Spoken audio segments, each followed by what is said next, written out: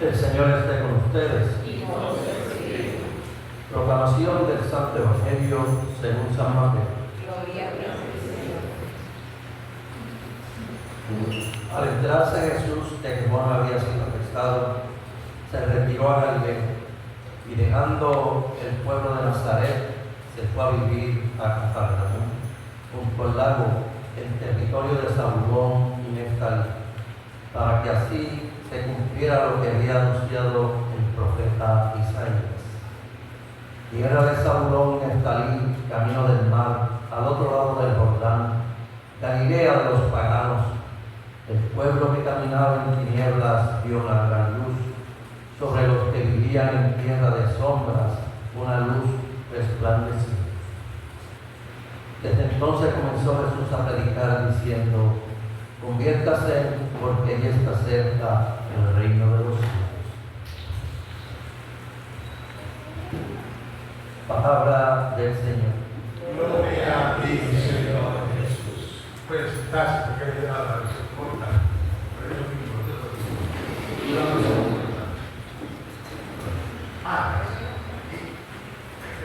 ¿dónde dejé el boletín?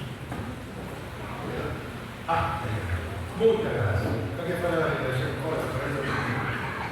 Hoy un poquito el va a temblar, la sentida, las cuerdas vocales, no es que tenga canal, se pare que el día ayer comencé la clase, estar en clase de derecho canónico a los diáconos.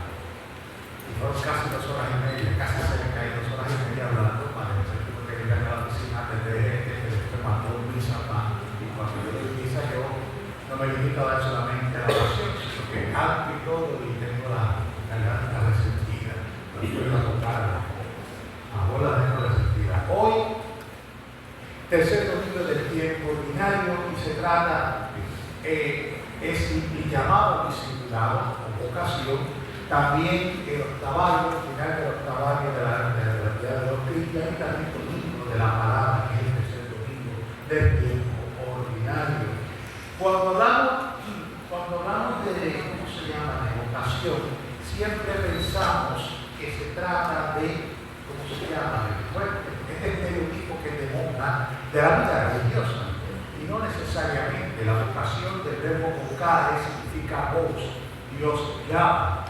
Y llama en cualquier circunstancia de la vida y en cualquier momento de la vida. Y esto es lo que va, y las circunstancias pueden variar desde momentos muy oscuros hasta momentos muy luminosos, y entre eso hay una gama ¿cómo se llama?, de posibilidades que solamente Dios sabe. Y aquí tenemos el caso, el primer caso de que Dios llama en el momento de la oscuridad, es el caso del pueblo de Israel, la primera lectura. La primera lectura que habla de los territorios de Zabulón y el país de Neftalí. Eso es antiguamente lo que hoy o más tarde se conocerá Galilea. Galilea, Galil en hebreo, significa zona, región, distrito, también se puede traducir. ¿Por qué se llama así? Y eso es que retomaron bien atrás en la historia de Israel, al momento en que Moisés pasa la batuta a Josué para entrar a la tierra prometida. Recuerdan que Moisés se queda, Dios lo deja entrar, sino que va a ser Josué. Y comienza la reconquista, y la reconquista no fue como dice la Sagrada Escritura, eso no fue rapidito, aquí ya se acabó 20 meses, vamos para adelante. La conquista de la tierra prometida no fue tan violenta tampoco. Tomó siglos, no 40 años, tomó siglos. Históricamente como siglos. ¿Qué es lo que ocurre? Cuando comienza la reconquista, que el pueblo de Israel se va quedando por la tierra de Canaán, los cananeos salen de esa tierra y se van a ubicar hacia el norte. Y ese norte es lo que se llama Galilea. Israel no es tan grande como nosotros creemos. Israel quizás es hoy en día el estado territorial más pequeño de todo el próximo Oriente Próximo. El más pequeño, pero el más poderoso.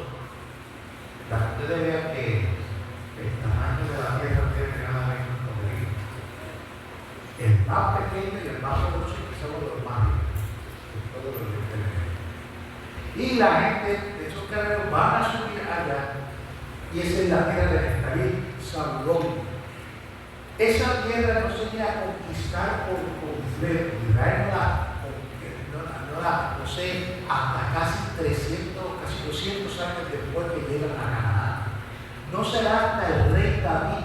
Y mira que el rey David, estamos hablando del año 900, y los judíos llegaron a tierra prometida y empezó a reconquistarla más o menos en el 1200, por ahí. Eso quiere decir que tardó casi ¿cuánto? Porque casi 800 años. Tardó mucho, tardó bastante. No fue hasta David que se reconquista.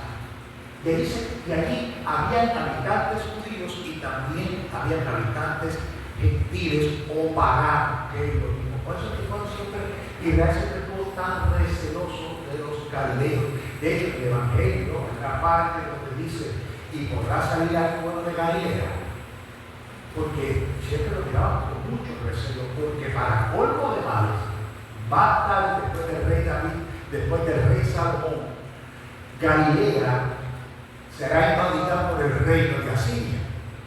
Y Asiria arrasará, y los habitantes de Galilea los deportará, los desterrará, los botará por todo el imperio asirio y desaparecerán. Y él mandará a su gente a Galilea, y esos son los samaritanos. Por eso es que los samaritanos y los judíos no se llevan, porque los samaritanos son propiamente judíos. Son familia, pero propiamente todos son. Por eso es que esa pelea tan grande que entiende. Y así quedó el pueblo de Israel. Y aquí es que llega, es en medio de esa oscuridad, porque Galilea fue una región bien, ¿cómo se llama?, asediada, fue destruida, fue muy sufrida. Fue muy sufrida y muy rechazada precisamente por mezclarse con los extranjeros. Galilea, literalmente, cuando dice Galilea, los gentiles, que suena bonito, Galilea de palabras, lo que se quiere decir, mira, esos son gente chupa. Eso es lo que quiere decir. Esos son gente afro. Traduciendo del puertorriqueño. Es en medio de esa oscuridad que dice que el pueblo que caminaba en tinieblas vio una gran luz. Sobre los que vivían en tierra de sombras, una luz resplandeció. Es en la oscuridad misma, cuando creemos que nosotros, que el Señor nos ha abandonado, que Dios no está, en esa oscuridad que Dios llama y sale la salvación. Fíjense que Jesús va a nacer en Galilea. Bueno, Galilea nace en Belén de Judá. Y eso es una gran nota. Esto es una nota al cárcel en lo que diga, para que conozcan los chinchillos. Eso es una gran controversia que hay con Jesús histórico. Se dice que Jesús no nació en Belén, nació en Nazaret. Nació en Nazaret. ¿Por qué? Porque antiguamente a ti te llamaban por el nombre del lugar de donde tú nacías. Ah, no, pero yo me crié en tal sitio. Es como cuando usted va al registro demográfico y dice nació en tal sitio. Usted no puede borrar eso. Usted no lo puede borrar. Usted nació allí. No, pero yo me crié acá. No, usted nació ahí. Ese es el mismo concepto que había acá. ¿Y a Jesús cómo le llamaban? ¿Jesús de Belén? Jesús de Nazaret. Pero eso es una nota en casa. Había gente que se encarga y se hizo. Eso sí es importante. Y Jesús es de Galilea, de esa gente cafre, de esa gente chumba, de esa gente que nadie quería, de esa gente que la gente rechazaba. Fue allí donde el Señor se quiso encargar. En Galilea. En medio de ese pueblo de los gentiles. Y ahí es que viene la salvación. En medio de las calamidades, en medio de la oscuridad, en medio del dolor, de las incertezas y sufrimiento, también Dios llama y sale al encuentro para seguirnos, para decirnos, sígueme. No entiendo por qué, pero sígueme. Y eso que va a dar, que viene ese encuentro, el que viene la respuesta.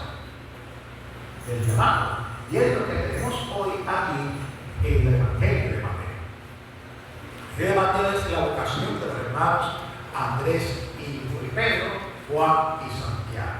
Y fíjense que da que yo leo esto y viste que el pueblo de Dios tiene la noción que es correcta de que Jesús, cuando llamaba a la gente, lo miraba y le producía el corazón y se obligaba a pasar a y lo seguía.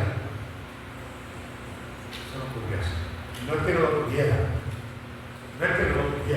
pero eso no ocurría así. Eso no va, por ahí no van los tiros, para empezar. Juan y Santiago, hijos de Zebedeo, la mujer de Zebedeo era familia de la Virgen María.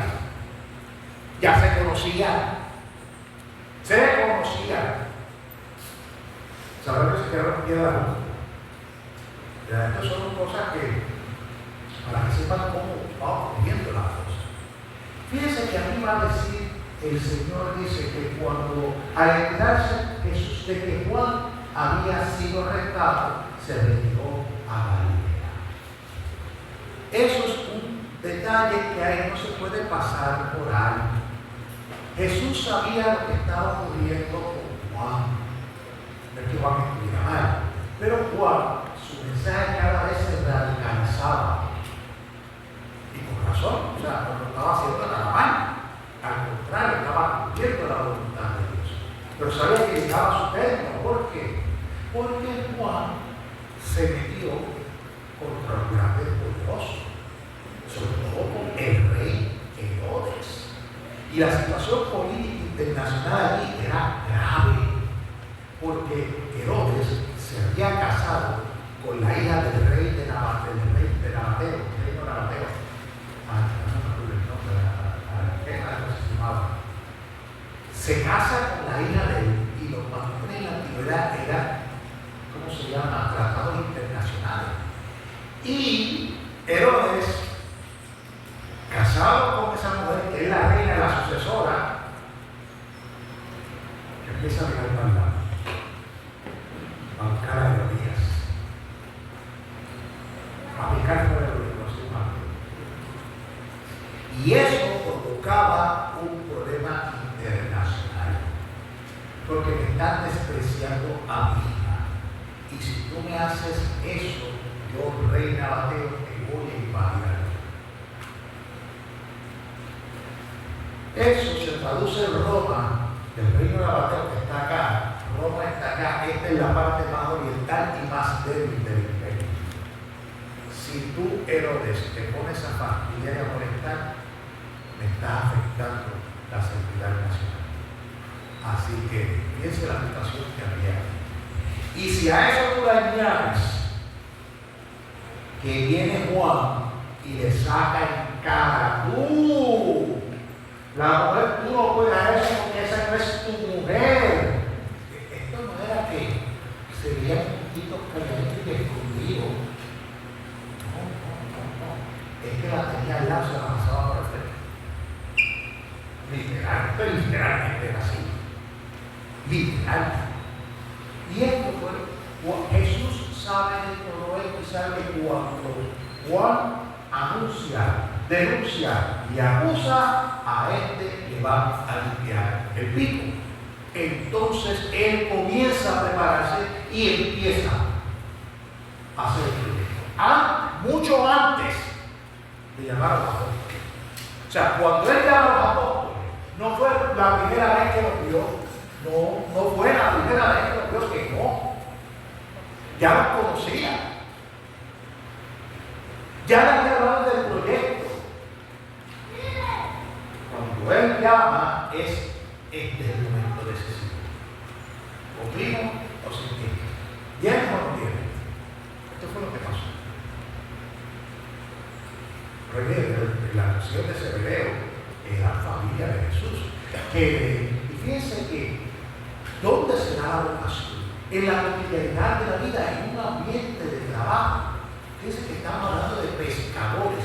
La industria pesquera en el antiguo Israel era fructífera, hablaba mucho de los dividendos. Cuando se habla camino del mar de Galilea, no es el el mar como nosotros lo conocemos, el mar Caribe, el océano Atlántico, no. Se habla del mar de Galilea y realmente no es un mar, es un lago. Lo que pasa es que es enorme. Si tienen la oportunidad de colgarse e ir a Tierra Santa, haga, porque va a ser una experiencia que cuando usted lea la Sagrada Escritura te vas a dar cuenta de eso. Te vas a dar cuenta hasta de los errores de los propios evangelistas. Que han cometido errores hablando del evangelio. Es algo distinto. Camino del mar. Fíjense que Jesús vivía en Nazaret. Nazaret queda en línea recta con Cafarnaúm, que es cuando él va. Nazaret y Nazaret. Buscará, camina, creo que una hora y media, 2 horas, y llegas a Cafarnaúm.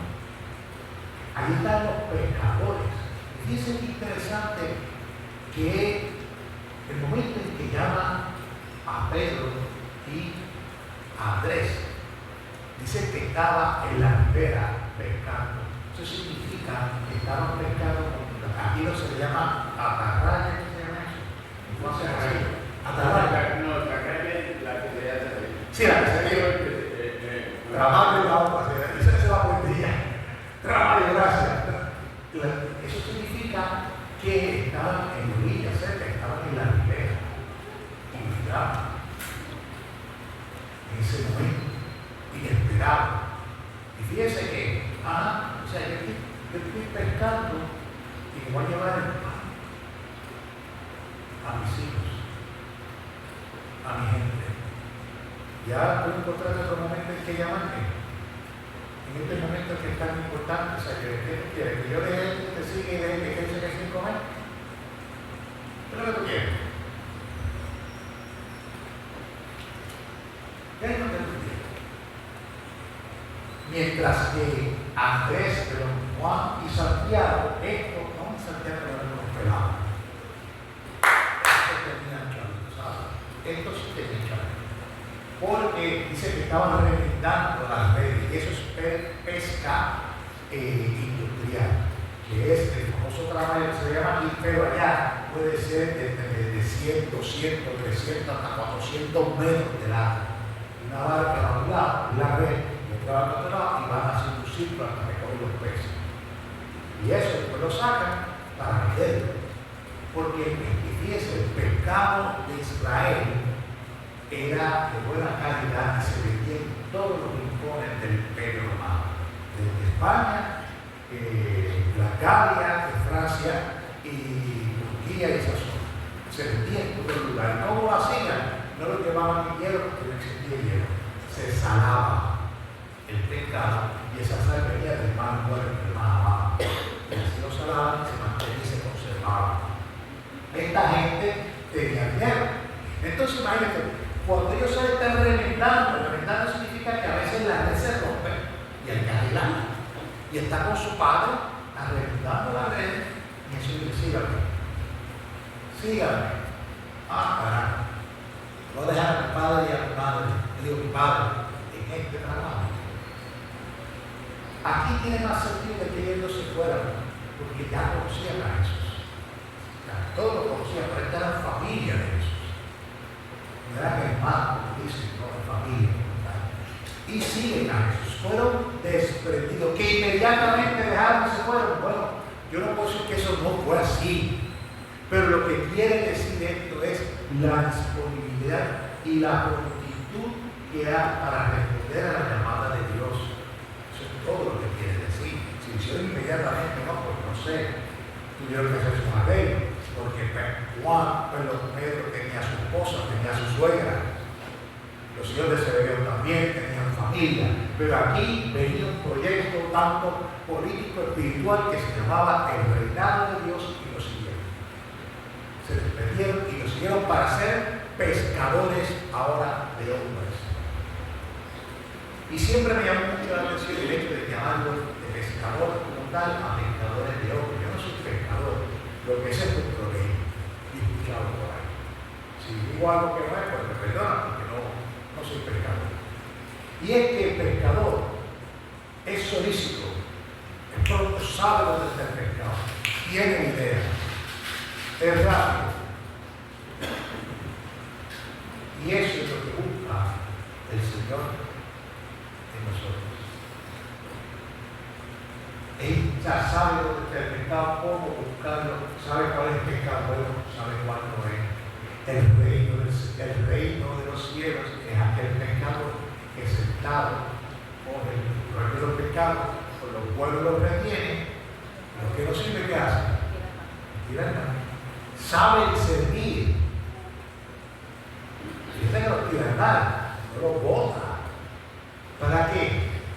Para que crezca y sepa que sea bueno. Esa es la grandeza. Esa es la alguien de por qué pescador. Es la idea que hay detrás. Entonces, miren ustedes, cuando leamos las Sagradas Escrituras, si es pescador, pues está bien, pero busquen la idea que hay detrás, que quiere decir. ¿Qué es eso? Los pastores, fíjense que estamos hablando de los pastores, de los pescadores. Fíjense que llama a ser pescador de hombres. Pero el llamado al Señor, el seguimiento de nuestro Señor Jesucristo, no creamos que todo es felicidad, dicho San Luis, como dice la Biblia, porque no lo es. El que quiera que este camino sea tan bueno, de flores, pues así, y esto es lo que nos lleva la lectura, la segunda lectura de San Pablo, de la comunidad de los Corintios. Una comunidad que dio dolores de cabeza a Pablo por todos lados. Porque Corinto es la propia palabra Corinto en griego significa un débil. Así que imagínense cómo era la ciudad. ¿Cómo era la ciudad? Era una ciudad portuaria. De hecho, Corinto va a quedar en lo que llaman el istmo, la península, una península que es bien estrecha y sería como el canal de Panamá. Lo que pasa es que los barcos cruzaban por tierra, los padres no cruzaban por tierra. Nada, lo que hacían era cuando iban a pasar de un lado a otro, ponían troncos, se van a troncos, y van moviendo la barca. De hecho, la barca tampoco era grande, la barca podía ser como de aquí a la entrada un poquito más de frente, era tampoco grande. Y les salía más fácil moverlas por tierra que dar la puerta. Así que imagínense qué estrecho era el lugar. Y como pasaban barco, pues siempre había de negocio, había de todo, una ciudad próspera, pero a la misma vez había mucha gente, mucha inmigración, gente buscando el billete para trabajar. Porque la verdad es que la pesca se da durante todo el año, la que sea. La tierra no fue. La tierra no cambia. Y esa es la verdad que el mundo buscaba la pesca.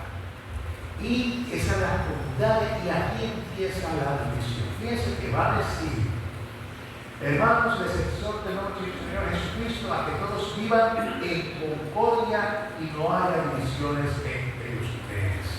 La unidad cristiana. Unidad. Lo dije al principio. Nosotros no construimos unidad. No podemos construir lo que somos. Eso es lo que somos uno. Que no asumamos esa unidad. Yo quiero decir, la santidad, somos santos, pero que si no asumo la santidad, Dios. Por eso es que yo últimamente he sacado esa frase, yo le digo que lo hagan, pero yo en lo personal no he dicho esa frase de que quiero llevar a Cristo en mi corazón. A Cristo no se le lleva, a Cristo se vive. Cristo se vive. Cristo no es un objeto que puedo mover para aquí y puedo mover para allá. A Cristo se vive. Y somos uno en Cristo. Y que yo sepa Cristo no tenga Cristo. ¿Cuál es el problema que hay aquí? Hay la división. Es unidad, no uniformidad. No es una sola forma, sino unidad, universalidad. Universo o universalidad es uno grande. realidad es uno en la diversidad. Podemos ser distintos, no diferentes. Distintos. Pero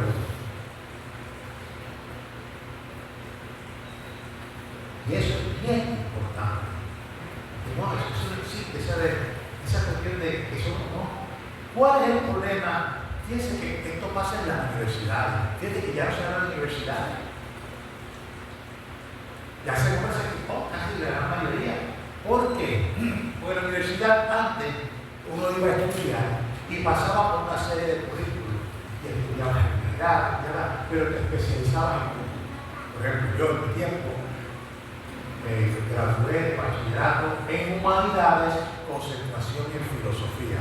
Tenía un conocimiento de todas las humanidades, pero tenía esa concentración aquí.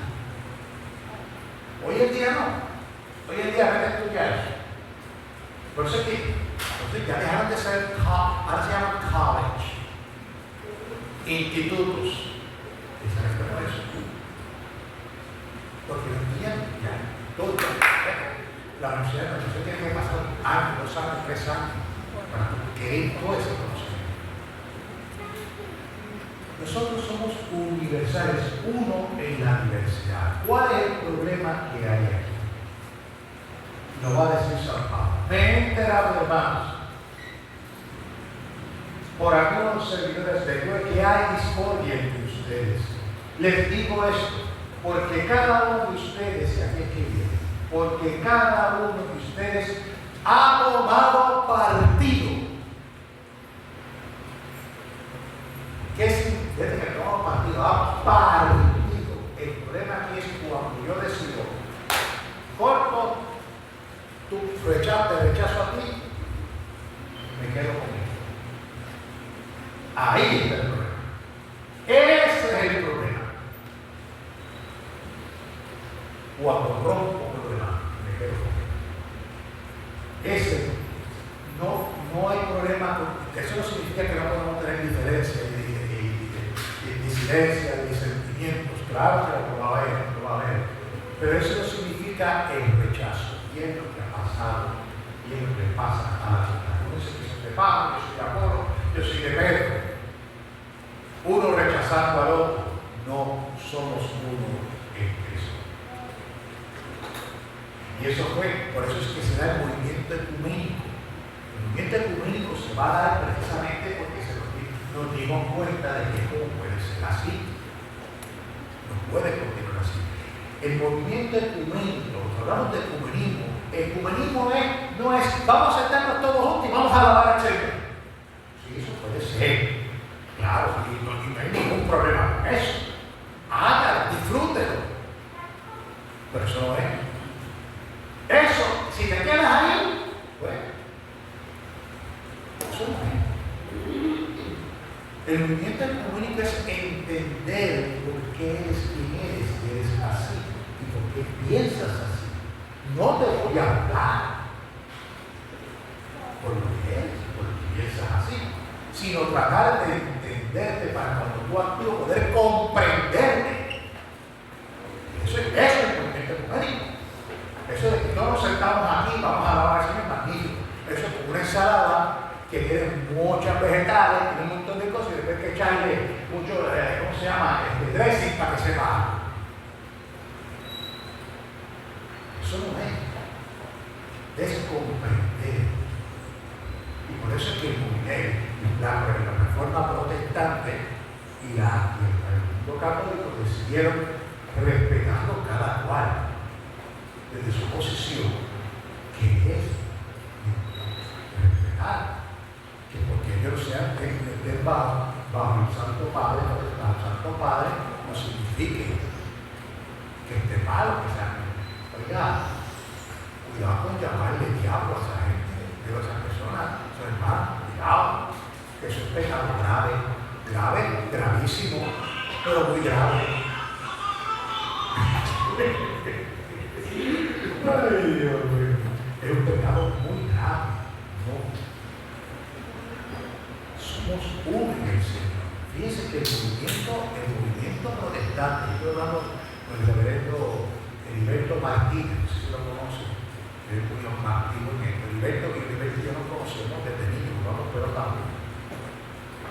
Y estuvimos hablando, de hecho, el propio movimiento protestante en Puerto Rico está definiendo lo que es protestante para poder trabajar con la unidad. Protestante es todo aquel que pueda trazar su origen en la reforma y con la doctrina de la reforma protestante. Fuera de eso no se le considera protestante. Porque es esa reforma que nosotros podemos encarar poco a poco. Las comunidades que crean que si está buscando una comunidad sin problemas, pues no la voy a encontrar. Hemos romantizado mucho las primeras comunidades cristianas, que eran las mejores, que eran Santa Bobea. Esa, aquí lo tienen, ya no estaba papá. Ella nada, estaban divididos, como nos puede pasar a nosotros. El que tiene una comunidad libre de problemas, pues solamente hay una. Yo no la he visitado todavía. Está allá arriba. Esa es la que está perfecta, no tiene problema en ninguna casa. El único detalle es que llegar allá arriba ya sabe que tiene que pasar, ¿verdad? Hay que morirse primero. Y como digo una vez, tiempo atrás, esto está muy bueno. Y el día que vaya a vivir y venir se entregó allá, vamos a una comunidad. Es una comunidad buena. No es que haya diferencias, sino nunca se da hacia los demás. Y ese es el problema que estamos teniendo en la calle, mucho también de tantos hermanos evangélicos como hermanos católicos, los cerrados. No queremos escuchar a los demás porque esto es lo mismo. No se puede hacer eso. O por lo menos no se debe hacer.